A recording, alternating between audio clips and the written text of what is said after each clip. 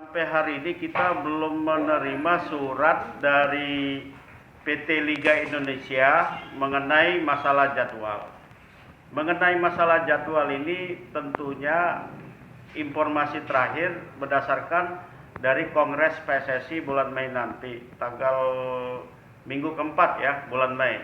Nah, kita masih menunggu keputusan dari PSSI, nanti itu baru disampaikan ke liga, ke klub-klub gitu, baik Liga 1, Liga 2. Kalau estimasi pelaksanaan Liga 1 bulan Juni, setelah bulan Juni, 2 minggu setelah bulan Juni baru Liga 2 pelaksanaan.